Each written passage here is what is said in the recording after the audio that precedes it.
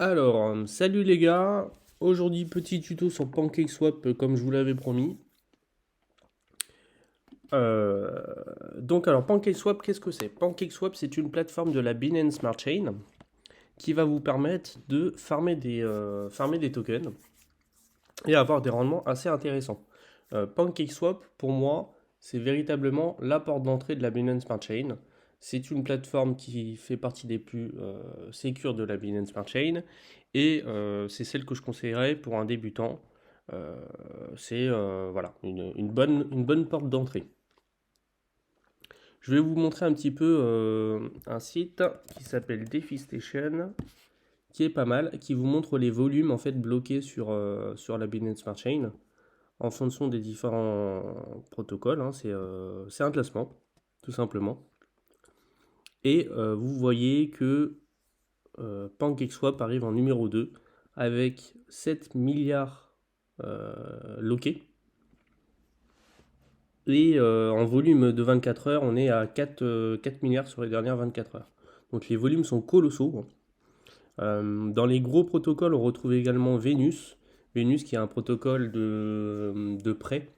On va venir collatériser par exemple ces Ethers. Et avec ces Ethers qui sont bloqués, on va pouvoir emprunter derrière une autre crypto-monnaie. Donc on pourra faire un petit tuto sur Venus plus tard si ça vous intéresse.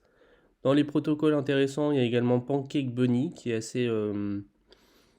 qui fait partie des protocoles à peu près safe. Autofarm, Autofarm qui est pas mal, hein, aussi, on pourra aborder ce sujet. Et Bifi. Voilà les principaux protocoles que j'utilise, moi, c'est ceux-là. On va revenir tout de suite sur PancakeSwap. Alors, PancakeSwap, comment ça se présente? Donc, PancakeSwap, ça utilise la Binance Smart Chain et vous avez possibilité d'utiliser votre MetaMask. Donc, votre MetaMask, il a plusieurs réseaux. Le réseau, on va dire, entre guillemets, de base, c'est Ethereum, mais vous avez possibilité de rajouter des protocoles, des réseaux, autant pour moi. Voilà, vous pouvez utiliser Ethereum, enfin le MetaMask pour mettre d'autres réseaux. Et vous pouvez notamment mettre la Smart Chain. Donc je vous mettrai si vous voulez un petit tuto vidéo pour mettre Binance Smart Chain sur votre MetaMask. Moi il est déjà configuré. Quand je vais dessus, clac, j'y suis. J'ai mes fonds sur la Binance Smart Chain. Tout ça pour vous dire que là je retrouve tout simplement l'adresse de mon MetaMask. Et c'est quelque chose qui se fait en un seul clic, hein. Si je me déconnecte, tac. Vous voyez, quand vous allez arriver, en fait, vous allez arriver comme ça. Si vous avez déjà votre MetaMask, hop, vous allez faire connect, MetaMask et paf, ça y est, vous êtes connecté. Vous n'avez pas besoin de créer de compte ou quoi, c'est quelque chose qui se fait à travers votre MetaMask.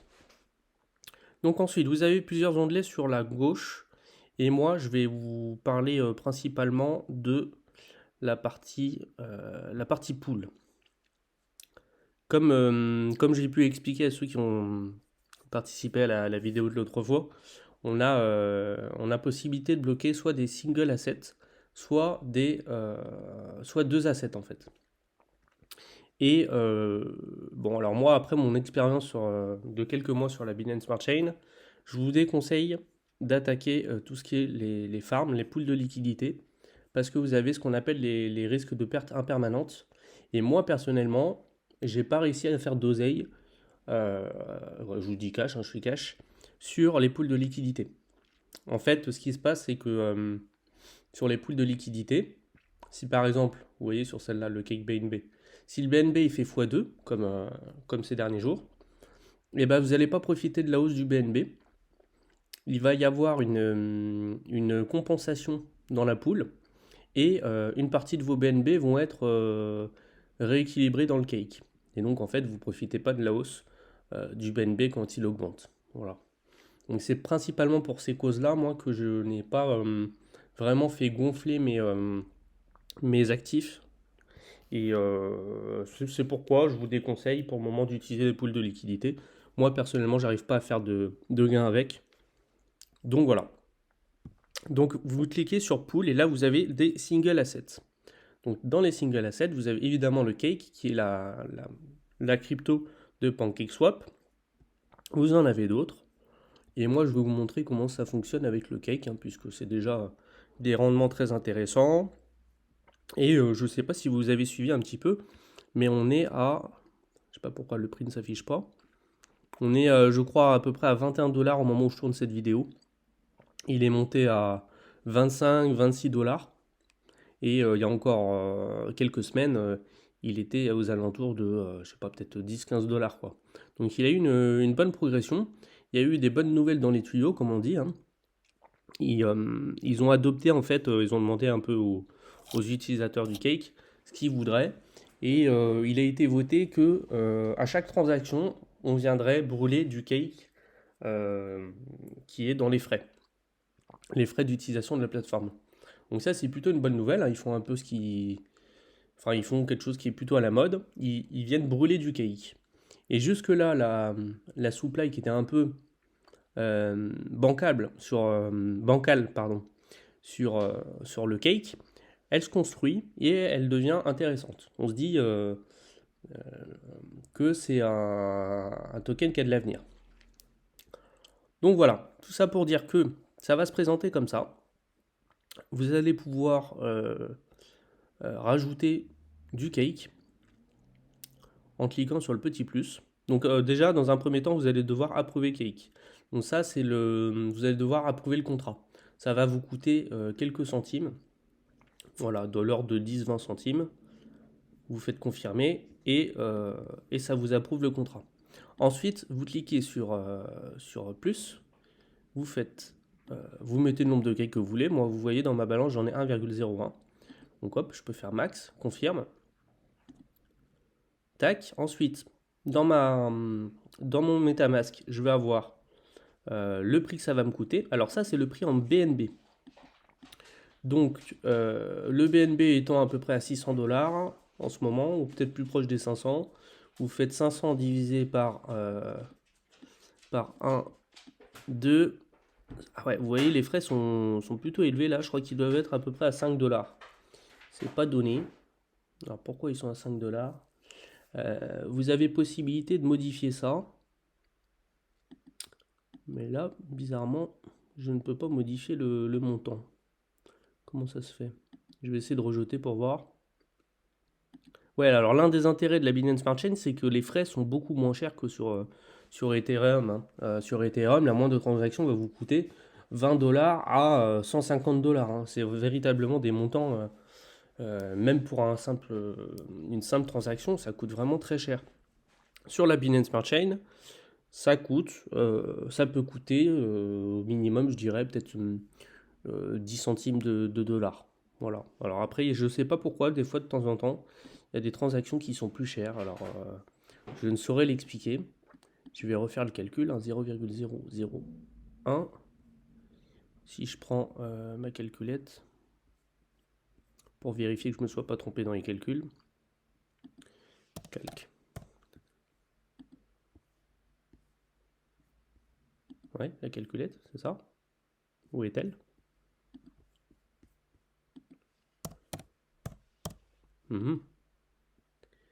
Alors 0,001 fois 500. Pour moi, on va tomber à 5 dollars. Ah non, autant pour moi. 50 centimes. Bon, on va dire que c'est acceptable, hein. C'est moins d'un dollar. C'est un peu élevé. Faut pas en faire 36 000 à ce prix-là. D'habitude, j'ai plus l'habitude de trouver des transactions à 10-15 centimes. C'est plus appréciable. Mais bon, voilà. Bon, là, ça coûte 50 centimes. Je sais qu'à certains moments, vous avez possibilité de modifier le prix et de mettre des choses moins chères. Mais là, pour le coup, on n'a pas le choix. Donc, on va faire confirmer. Tac. Et là, ça va venir prélever directement sur mes BNB, hein. Donc, sur mes BNB, là, j'en ai 0,0. Putain, ça va m'enlever quand même la moitié de mes BNB, quoi. J'ai plus grand chose, hein. Faut que je remette un peu en stock. Tout ça pour dire que, voilà, je crois que la transaction est passée. Voilà, ouais. Voilà. J'ai 1,097 cake dans cette pool-là, on va dire, hein. Même si c'est un single asset, eux, ils appellent ça des pools. Et voilà, ça y est, ça va travailler à un rendement de 107% APR. Alors APR, pourquoi? Là, si j'ai bien compris la différence entre APR et APY, APR, ce n'est pas des intérêts composés, c'est pas composé. Si vous voulez, là, les cakes que je vais gagner qui vont s'afficher là ne vont pas s'auto-composer dans la poule. Ça va être à moi de le faire manuellement en cliquant sur Compound. Quand vous avez un APY, donc là sur PancakeSwap, il n'y a rien qui est APY, donc je ne peux pas vous montrer. Mais APY, c'est les intérêts composés qui sont. Vous avez rien à faire en fait. Tout se compose tout seul. Sur AutoFarm notamment, tout se compose tout seul. Tout ça pour vous dire que voilà, à l'année, ça va vous rapporter 107%. Donc ça, c'est un rendement à l'année. Hein. Faut pas croire qu'en une journée, vous allez avoir 107%, 1 x 2 sur votre cake. Hein. Donc voilà. Maintenant, si vous avez des cakes à récupérer, mettons, je sais pas, moi j'attends une petite semaine, je vois qu'il y a 0,1 cake à récupérer. Je viens cliquer sur Harvest. Et donc il y a deux manips. Il y a Harvest. Harvest, ça va vous permettre de récupérer les cakes. Voilà. En cadeau, quoi, en intérêt. Et il y a Compound. Donc là, il a disparu. Ici, je viens de l'actualiser.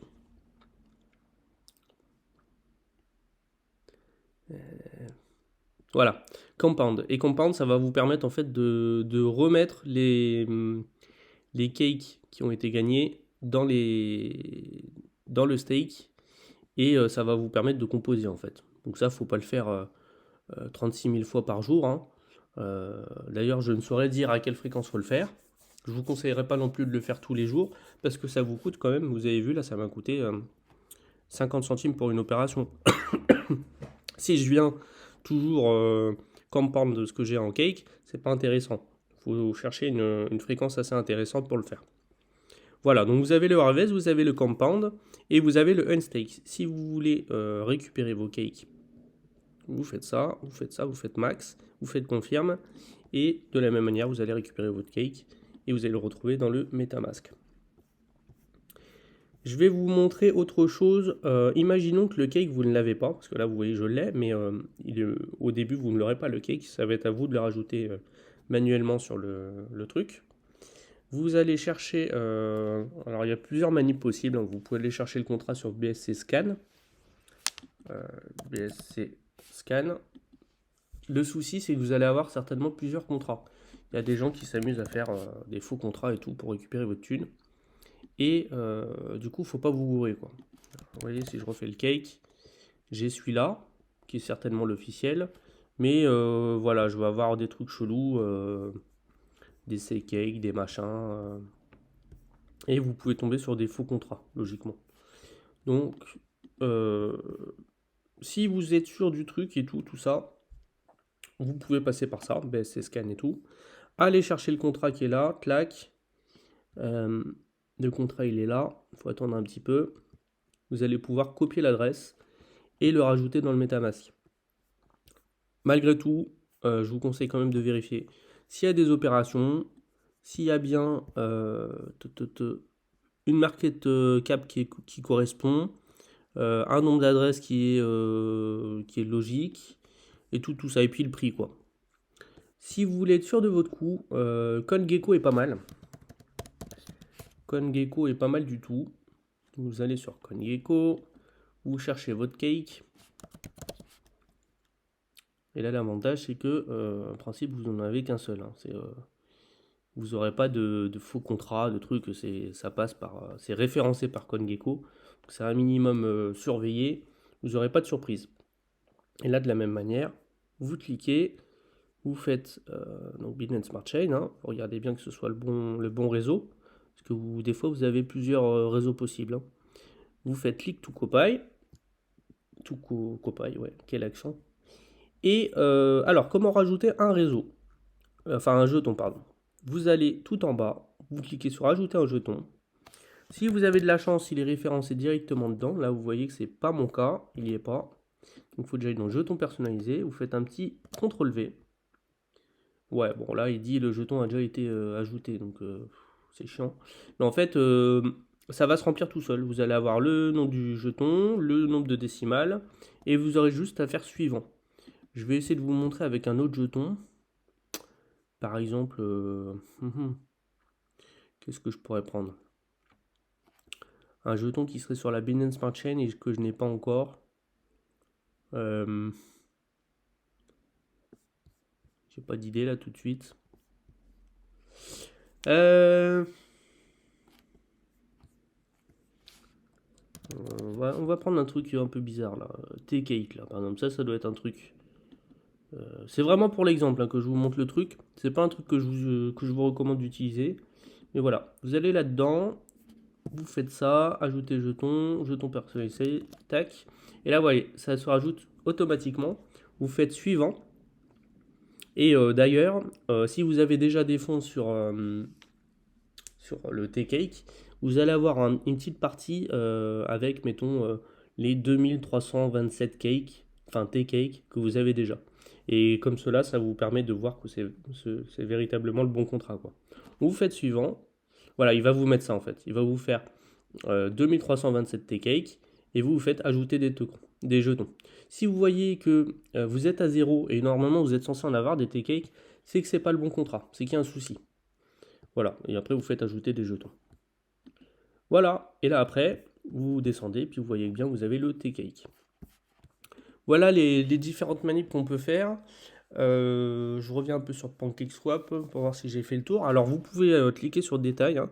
Vous avez des informations intéressantes. Là, c'est le nombre de...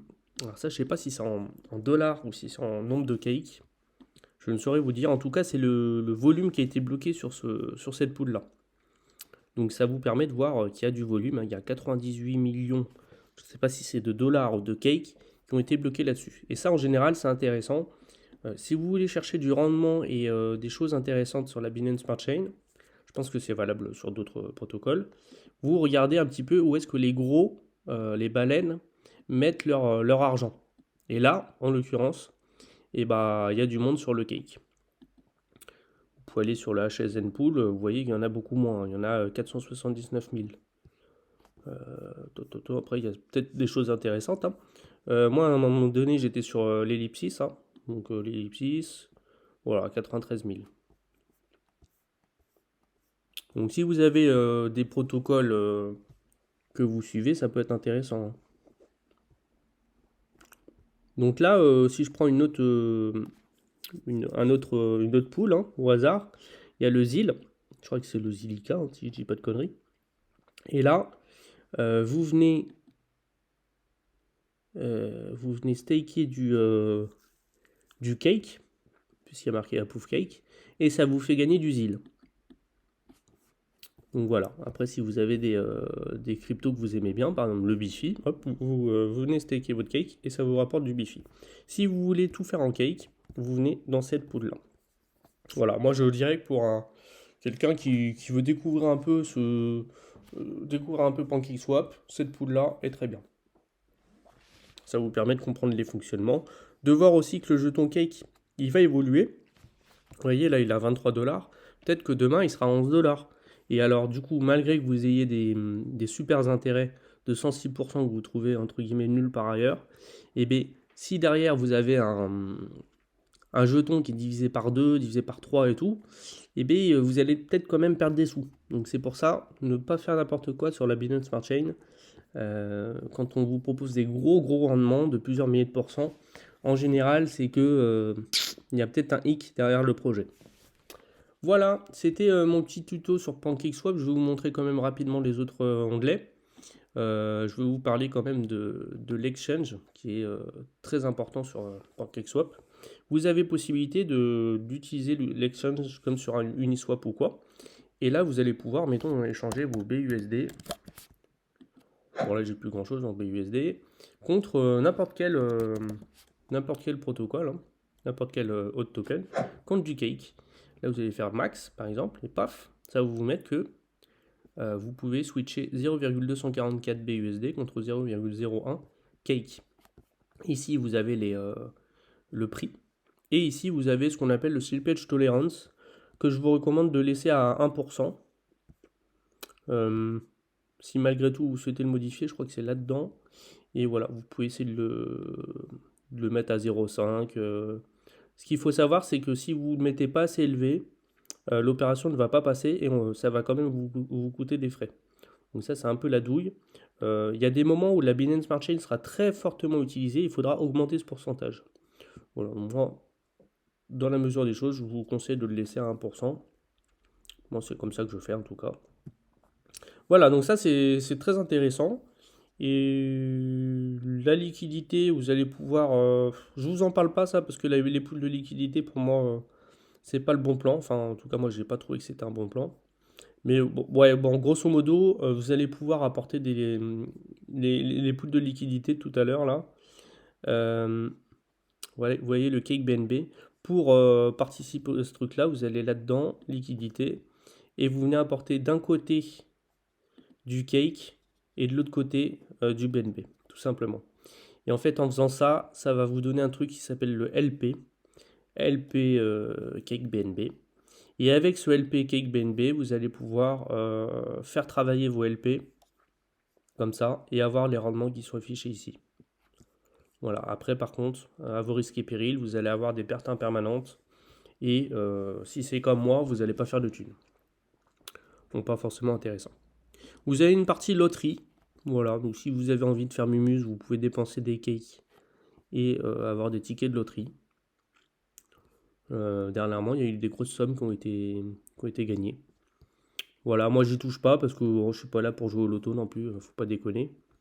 Des collectibles, ouais, ça je vous en parle pas trop parce que faut faire des gros volumes pour avoir des NFT sur PancakeSwap. Pareil, les team and profile, faut faire du gros volume. Mais grosso modo, voilà, moi je fais partie d'une de ces 3 équipes et je participe pas vraiment parce qu'il faut trader en fait, hein. Faut faire du trading toute la journée sur PancakeSwap pour dire avoir quelque chose quoi. Et enfin, vous avez les IFO. Les IFO, c'est des espèces d'introduction de nouveaux tokens. D'ailleurs, c'est bizarre, c'est plus comme avant. Et grosso modo, vous allez pouvoir avoir des nouveaux jetons, mais dans des proportions vraiment faibles, hein, en fonction du nombre de tokens que vous avez, hein, en fonction du nombre de cake et de BNB que vous avez. Si vous avez 100 $ de cake BNB, eh bien, vous allez avoir peut-être, je sais pas, peut-être 10 centimes du nouveau token. Voilà, c'est en proportion de ce que vous avez déjà. Donc j'avais participé à quelques trucs. J'avais pris du Berry à l'époque. Je crois que j'en ai encore. D'ailleurs, c'est quoi ça? Ouais, voilà, j'ai récupéré 12,57 LP. Ça m'a fait gagner, voilà, 8 Berry. C'est pas énorme, hein, le Berry ne vaut pas grand-chose. Il était monté un petit peu haut à un moment donné, mais voilà. Bon, tout ça pour vous dire que voilà, vous avez des projets. Le Tenet, par exemple, a plutôt bien fonctionné. Qu'est-ce qui a bien fonctionné? Le Soteria, je crois qu'il avait plutôt bien fonctionné aussi. Yield Watch, je vous en parlerai plus tard de ça. Très intéressant. Vous avez une partie gratuite en plus, donc c'est sympa. Et voilà, j'ai fait à peu près le tour. Si vous avez des questions, bah, n'hésitez pas à les poser dans les commentaires. Si j'ai fait des erreurs, n'hésitez pas aussi à les mettre dans les commentaires parce que l'idée ce serait, si j'ai fait des erreurs, de les remonter sur un post commun. Je ferai un commentaire global où je remonte toutes les erreurs et puis voilà, on essaye d'avancer ensemble. Voilà les gars, j'espère que ça vous a plu et puis je vous dis à une prochaine vidéo. Si vous avez des sujets que vous voulez aborder un petit peu sur la Binance Smart Chain, n'hésitez pas, hein, j'essaierai de traiter le sujet. Allez, ciao!